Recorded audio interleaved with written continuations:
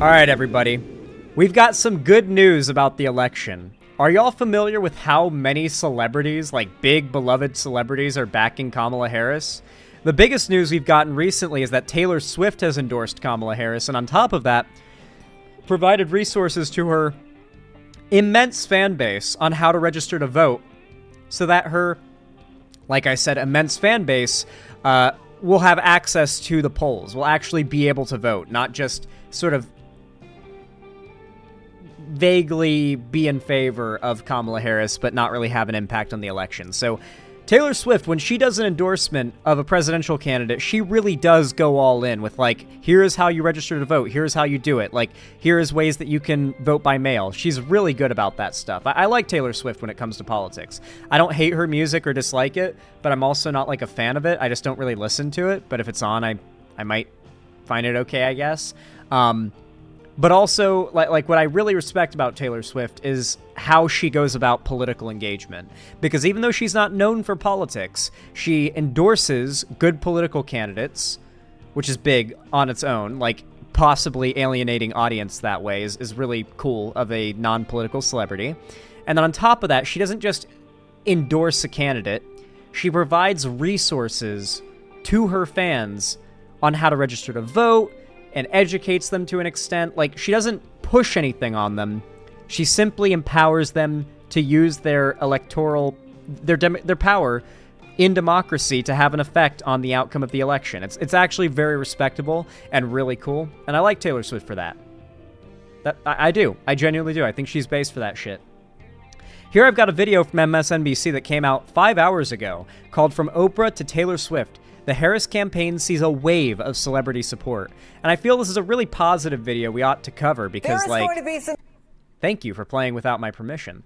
Because there's a lot of stress in this final stretch up to the election, but let's look at some positive news. We've got a lot of celebrities coming out to publicly endorse Kamala Harris and encourage their fans to vote for her, which is a pretty big deal. Isn't it wild that in 2024, a music artist's endorsement of a political candidate carries as much, if not more, water than a previous president's endorsement? I genuinely think Taylor Swift's endorsement of Kamala Harris might be a bigger deal than Obama's endorsement. Some extra star power on hand tonight for Kamala Harris in Michigan. Oprah Winfrey will headline a virtual event live streaming across social media and aimed at getting people to register to vote. It's part of a packed September calendar of... Kamala Harris just single-handedly won the wine mom demographic. It's in the bag. The wine mom demographic has just been solidly won. Celebrity appearances for the Democratic ticket, including high-priced fundraisers with Lin-Manuel Miranda and Shonda Rhimes, receptions with Matt Damon, Robert De Niro, and Molly Ringwald. These are pretty beloved figures, obviously. Yeah, I mean, pretty big celebrities. You've got the Hamilton guy, Matt Damon, Robert De Niro. Some pretty big names. And cooking for Kamala events with Jose Andres and Pat Lakshmi. With me now, New York Times political correspondent Teddy Schliefer and Jess O'Connell, former senior advisor to Pete Buttigieg, former CEO of the DNC, and former executive director of Emily's List. Teddy, you've been covering this for the Times for a while now. I wonder if you think the Harris campaign is unique or maybe ahead in how they've been using all these celebrity endorsements, or is it just that they have so many A-list endorsers? I'm not going to lie. This woman does not have ADHD. She is so good at staying still. I don't know how she does it. Like, my trying to stay completely still is, like, still kind of jittering and shaking a little bit. But, like, this woman is still as a statue. Holy fuck, dude. There's just something uncanny about how still she is. I bet she could be, like, an insanely good, like, marksman, unironically. Like, get this woman a gun and put her in front of a bullseye at the range. I need to see how steady her aim is, because she is staying still, dude. When I shoot, I have to, like, accommodate for the fact that there's a little bit of muzzle sway, and I have to squeeze the trigger and time it for when my muzzle sway is actually like pointed at the target, because I can't stay totally still even when I'm aiming a gun. This woman is still as a statue. I feel like she would just laser the fucking bullseye. What do you make of the way they're using them? When I say put her in front of a range, that means the range. Put a range in front of her. Sorry, I worded it poorly. My bad. Well, what Kamala Harris does not have is time. That's the resource that is diminishing, every second That's true. That we're on right now. I don't think it's going to make a big difference with how quickly support has fallen behind Kamala Harris, but I was really worried. One of my biggest concerns about booting out Biden and putting anyone in his place, though at the time it was always likely to be Kamala Harris, was that whoever took his place was going to have the shortest turnaround time in political history for a campaign. Like, it's going to be hard to, like, in 100 or so days, basically win an election, arguably, the perception is that would be impossible, but sure enough, she has genuinely outperformed a lot of projections, I feel. Like, my projections have certainly been outperformed, and I'm happy to say so.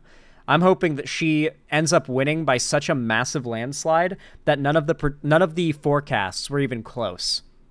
That's what I'm hoping. I'm hoping that we see her win so hard that the forecasts were undercrediting her by, like, an immense amount. And we all have, like, a realization of, like, oh, maybe Biden had a better chance than we thought. Like, damn, Trump is way weaker than we could have considered. But he might be stronger than we considered, too. We got to see the outcomes of this election and know. I am putting my money on Trump is weaker now than he's ever been, despite all the claims that he is now stronger than he's ever been. I think he's actually weaker now than ever. And she needs people who can draw a crowd. I see it. So there are the principals, right? There's Kamala Harris, there's Doug Emhoff, there's guys. Tim Why are you spamming the emote? I get that the emotes are fun to spam, but it's been like 20 minutes. God, like what's going on? Is there a joke I'm not in on here? But then there's a few other people that can get people to show up for a dinner and pay, $50,000 a seat. And Harris wants to be able to spend her time in Michigan, in battleground states, and yet she also wants to. She's campaigning hard. Events. So then you have this tension. She's been like basically every day the last couple weeks. She has been in a state doing a rally, campaigning on the campaign trail. She is diligent right now. She is grinding this shit. Show up early to the next stream during Zan's theme. We spam emotes hardcore. Yeah, do that. That's fun. I like it. Who's going to draw them to pay $50K for their chicken dinner? And that leaves you with surrogates. Walls. And surrogate fundraising is nothing new, but I think the Harris campaign Tim is in your walls. Using them in a very, very concentrated amount over a very, very short amount of time, given that her entire campaign is only a 3 or 4 month endeavor. She's going to trot these people out as quickly as she can so she can still do high dollar fundraising while heading the campaign trail. Jess, I wonder if it's unique to run against Donald Trump, no matter how many celebrity endorsements you may have, because he is a celebrity in his own right. Yeah, he is a celebrity in his own right and in his own head. Look, I think these celebrities are important in part, as was mentioned, because of the condensed time frame. People still have to get to know Kamala Harris very, very quickly to make this decision and to really show up and get out there and vote. But celebrities and all of these surrogates that we're going to see, being deployed here in the next few weeks, it's really about a couple of things here that they're doing. It's obviously raising money, which was mentioned. That's really going to be important. Messaging, it's, people feel like they. That's big as well. How many of you heard that after the debate, apparently Kamala Harris's campaign raised like over $70 million or something like that in the night after the debate? Something insane like that. It was like tens of millions, high tens of millions in the night after the debate with Trump. I'm not even. I think that's accurate. Let me Google that to fact check. Harris campaign after debate. How much have they raised?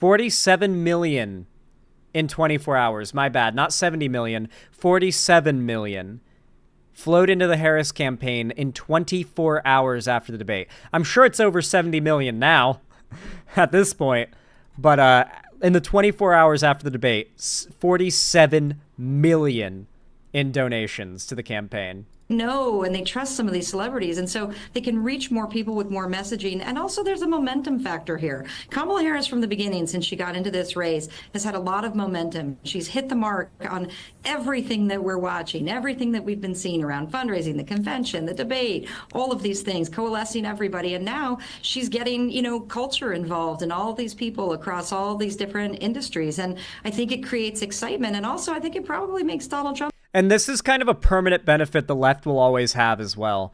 While the right has its benefits and its like inherent buffs in the sense that like, they run off of hate. And so their hate is always going to really flourish online due to algorithms promoting sensationalist stuff.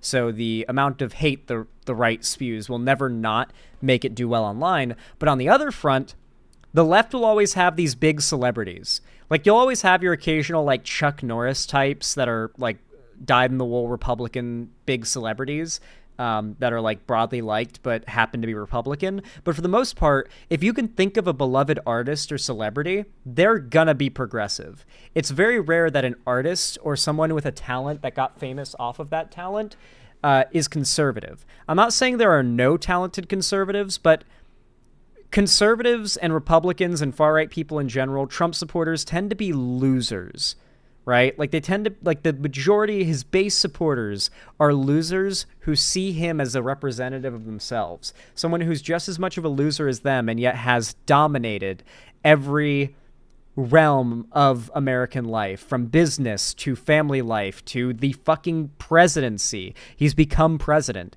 He is proof that even someone like him can get that much power, wealth, and success. He's like a mascot for them, I'm a little bit jealous and mad, and that's not a bad thing for them either. Yeah, and obviously, Teddy, and you've written about this, Trump has fewer star endorsements than Harris, but I wonder if it could line up with his anti-elite narrative. We already know Republicans have this anti-Hollywood narrative. How's that all playing out? I don't think it makes much of a difference, honestly. Like, even if a lot of Republicans do the whole anti-Hollywood thing, they all have favorite actors and favorite celebrities and favorite musicians. And, I don't know. I feel that, especially for younger people, having your idols, like, outright signal that one side is better than the other is pretty powerful. It's pretty powerful. Yeah, sure. I mean, we hear at the Times did some polling today about what Democrats and Republicans think about Taylor Swift, which was a question that's not really been asked much in public opinion research. And, there's a pretty wide partisan split, at least after the Swift endorsement of Harris, where you see the lots Shuds of Republicans are mad. See these celebrities as, more Hollywood elites. And that's, in fact, has been the Trump campaign's messaging about all the star power. They're reaching out to independents, though, and moderates. That's who is appealed to with the celebrity endorsements. The people who aren't already bought in to the Republican side, because those people are never switching over unless they really feel a sense of regret and have some kind of transformation. Those people exist, but you don't expect them to switch over because of an endorsement. You're hoping independents, what's the word for it? The people who haven't decided yet. You're hoping to sway those people, the normies, right? Or at the DNC, for instance. Look, Trump has his own sort of surrogates of sort. I mean, his family has headline fundraisers. J.D. Vance. The problem is that for the Republicans, most of the celebrities they could even call on are already famous for their right-wing politics, right? Like, they're not famous because they're big celebrities who have a big adoring fan base, and now they're, like, coming out of nowhere with an endorsement for a political candidate, and thus, like, getting a not super invested in politics demographic and audience into politics and voting for your side. When Hulk Hogan endorses Trump, how many Hulk Hogan fans did you think weren't going to already vote for Trump, right? But in the case of Taylor Swift, there's a good amount of Taylor Swift fans who might be like 18 to 20 or 22, 21 who can now vote, might not even be registered to vote yet, might not have even been thinking about voting, and now it's going to change because they're Swifties first. And Tay-Tay has told them that they need to vote, Like, it's pretty powerful, I think, especially the Taylor Swift endorsement. Her fans are borderline culty. Like, she's a chill person. She doesn't even play into it. Her fans just love her so much. It's like cult levels at points, you know? Really has taken the lion's share of the burden for campaign fundraising events. Trump himself and Harris herself are not Y'all are really just doing spamming that those many emotes. finance events. And I know that's been a source of some frustration, at least for Republicans, that Trump's fundraising events are usually at Trump properties. It's come to Mar-a-Lago, come to Bedminster. Trump has a couple events upcoming, and Harris has a couple events in California this weekend. But there's not a lot of time for spending 3 hours coaxing the richest people in Cincinnati out of $3,300. So these surrogates matter to the few people who have the time to go to Cincinnati. Yeah, Jess, I'm looking again at this lineup. Trump's also kind of floundering when it comes to campaigning. He's doing rallies, but is he really even on the campaign trail that hard? He was golfing the other day. Like he was literally nearly assassinated while golfing. Meanwhile, Kamala Harris is grinding on the campaign trail. It almost feels like Donald Trump knows that this is a losing election, and he's not even really trying. He's just kind of running to say he's running. Is anyone else getting that vibe? I don't know. It feels like the fact that he was golfing the other day while Kamala Harris is on the campaign trail is pretty telling, right? Of the celebrities who are coming up just in September. And we have to add to that, obviously, the presence, just the overriding presence of Taylor Swift. You notice a couple of things, right? You notice their diversity. You notice the age diversity. I don't know how many years there are between Robert De Niro and Taylor. A lot of these celebrities range from young to surprisingly older. Robert De Niro is not a young guy. The right has hated Robert De Niro for 6 months now since he went on a rant about how bad Trump is. And they were like, oh my God, he's a woke SJW. And it's I think he's just a very well-liked person who's come out and just outright said Trump is a pathetic piece of shit. And you feel embarrassed that one of the most respected people in all of filmmaking thinks that you're a loser for supporting a loser. Swift, I think it's just a that. Couple of decades. And you also notice sort of the diversity in who they are and what they do, right? You have people who cook, like Kamala Harris does. You have people largely in the theater Kamala Harris world. does cook. You have writers. You have She's been obviously cooking. Movie and TV stars. Does that help too, I wonder? Because they're trying to get people out and to give money. But if you're talking about getting people to register to vote, I remember it would have been 8 years ago, because 4 years ago we had COVID, a bunch of Broadway stars were making calls in New York City where their names are actually known, whereas they might not necessarily be known in the rest. Something I found really interesting is that, besides a few politicians coming out to shit talk Trump, or not politicians, celebrities coming out to shit talk Trump, we did not see, any big significant celebrity endorsements for Biden this election, but they have come out for Kamala Harris. That's a pretty big deal. We never even got to the stage where celebrities were endorsing Biden and stuff. We never even really got to see that. But now that Kamala Harris is here, I wonder if a lot of it is that the perception of Biden might have scared off celebrities from endorsing him, right? How many people felt like Biden was at fault for inflation, even though there's no, that's not real, it's false. He has actually been helping the economy immensely.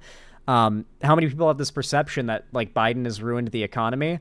And so the idea that a celebrity would endorse Biden is just they wouldn't do it. They just wouldn't do it because of how it would look. Because most of their supporters would view it as supporting the person who's ruined the economy because they're that uneducated about how politics is. I think that could totally have been a factor in why a lot of Dems felt that Biden had no chance, is that celebrities didn't seem to be willing to endorse him. Rest of the country. Can you micro-target with these folks? Yeah, of course. Look, I think this is micro-targeting. It's also macro. I mean, the reality is it's exactly what you said, Chris. This is multiracial, multi-generational, multi-gender. You are seeing a full swath of America. People forget, too. I mean, these celebrities come. Even some Republicans. There are never Trump Republicans, more never Trump Republicans in our government now than ever. Outspokenly anti-Trump GOP Republicans. More than ever. That's a big deal. That tells you something. The fact that they're brave enough to speak out against Trump these days tells me something. come from places, right? They come from some of these states that are going to decide this election. They can go home, they can talk to people they grew up with, they know, have these conversations. I mean, it's really not nothing. Every vote is going to count and matter in this election. And you've mentioned Taylor Swift a few times. You know, Taylor Swift, I was lucky enough to go to one of her concerts this last summer. And multi-gender, those woke stadiums that she's packed, not just across the United States, but around the world, that and the message that she brings around women and girls and what's happening, that is relevant to so many people right now. And I think that's why you saw this surge in voter registration. She's extremely popular, but obviously, you know, she's a pop artist who's like a woman that makes like music that, from what I understand, a lot of it's like about breakups and stuff. So she has a very strong female lean in her fan base. Which means like her fans were already likely to vote for Kamala Harris if they were voting anyway, which is why simply telling her fans to register to vote would have been a big deal. Like that would have already basically been an endorsement for Kamala Harris. But yeah, like a lot of it is just like a lot of the value in what Taylor Swift has done here is just the telling her fans to register to vote and telling them how to and giving them like the resources to do so. That alone is huge. Like, her fans, for the most part, were already going to vote for Kamala Harris and are already going to vote blue pretty much down the line, right? But how many of her fans were into politics enough? And she's got a younger audience, like young adults, right? So they can vote, but they're young enough that they might not be into politics and they might not even be registered to vote. They might not have even voted for before. So what's beautiful about this is that there's a really good chance that hundreds of thousands of people in America end up voting for the first time this election because Taylor Swift told them how to register and encouraged them to do so, to get involved with the election. That's big. That's powerful. That's where I think a lot of it comes from. A lot of the value comes from this Taylor Swift endorsement, is the education she's given her fans. That's super cool of her. I like that. Right after she made her endorsement, you know, I think it was over 300,000 people registered to vote. When you're talking about margins, 300,000 people have already registered to vote because of Taylor Swift.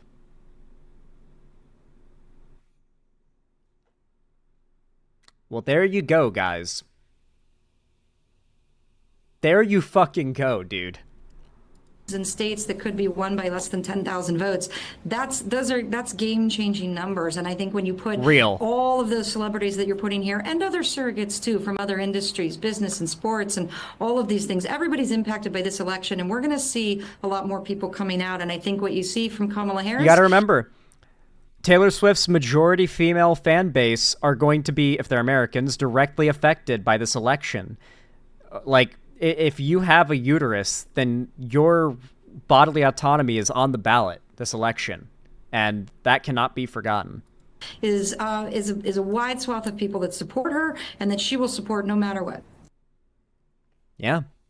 I think that's based as fuck. I'm so excited for this election, dude. I genuinely, every passing day, I thought I would as we get closer to the election day itself, I would get more and more nervous, but genuinely, every passing day, I'm getting more confident. In fact, as we speak, Kamala Harris is live streaming a Unite for America rally with Vice President Kamala Harris and Oprah Winfrey right now. This starts apparently in 14 minutes. I guess we can watch clips from that tomorrow, considering this hasn't started yet. Or no, it has started. Oh, no, it's happened. Okay. I think it just ended. Okay, never mind. Raw. Oh my god, it's in vertical. We just saw each other. It's in vertical, guys. Oh, hi, Tracy. Hi. It's so over. It's in vertical. Good. Yeah. This is exciting, though, isn't it? Isn't it exciting? It's exciting. It's exciting because I believe in democracy. I believe in the future of our country, in reproductive freedom. Dude, do you watch TV, War Penguin? Yes, Oprah is still around. Oprah is one of the most listened to voices in all of America. Are you serious right now? Like, yeah, Oprah is extremely influential. Ridiculously so. Bodily autonomy, women leading. I believe in decency. The idea of leading with joy and kindness has always been in my DNA, and I'm here both for the seriousness of this election, but the joy with which it is being handled. It is stunning. And then I also really want to remind everybody, it hasn't been mentioned, but voting up and down the ballot is incredibly important. Your freedom and your daily life are all the way up and down that ballot. People are policies, and we need the right people in all areas, all positions. And then I would like to say to you two women, thank you for what you represent, because as a 52-year-old childless woman, I want to say to the people who think that a woman's worth is measured in her baby count, I mean, shout out to all the amazing mothers, but the childless women have been mothering the world and elevating culture as aunties, godmothers, teachers. I like this. The Republicans blatantly attacking women who haven't had children as if it's not blatant misogyny. I like the calling this out. It's very good. It's very good. This is so based.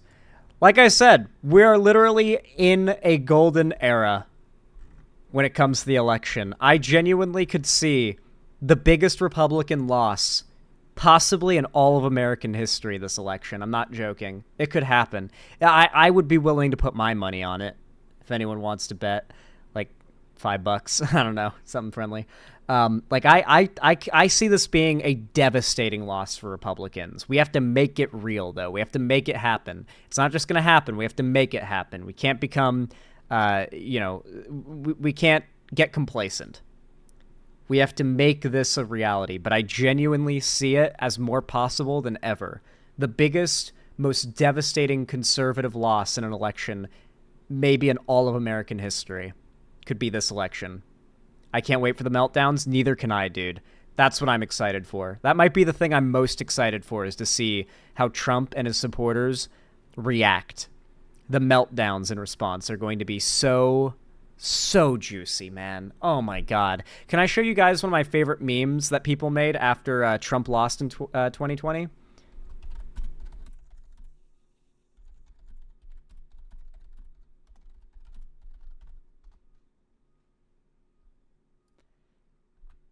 This meme goes kind of crazy. Let me see if it... Here it is. Oh my god.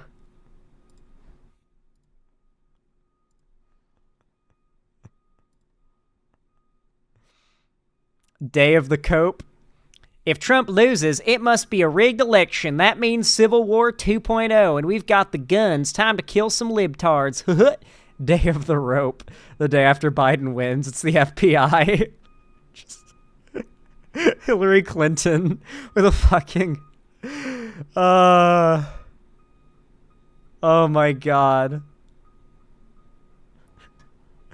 This meme is insane. Absolutely psychotic. But that basically visualizes the reality of what will happen if Trump loses this election, guys. We need to make it real, all right? Just replace Joe Biden there with Kamala Harris and Hillary Clinton with Joe Biden in that image, and you've modernized it for this election. That's what we need. Anyway, y'all, if you enjoyed this segment, and I found it to be a quite enjoyable one, very hopium, if I might say so myself, consider leaving a like. It really does help a lot and is very much appreciated. Every thumbs up you guys leave on YouTube basically forces my content out in the algorithm, out to more people, so that they can see my stuff and get recommended it. And of course, you can comment down below and subscribe and ring the bell icon if you haven't already, so YouTube tells you when I go live or upload a new video. And consider following my social medias, also linked down below in the description if you haven't already.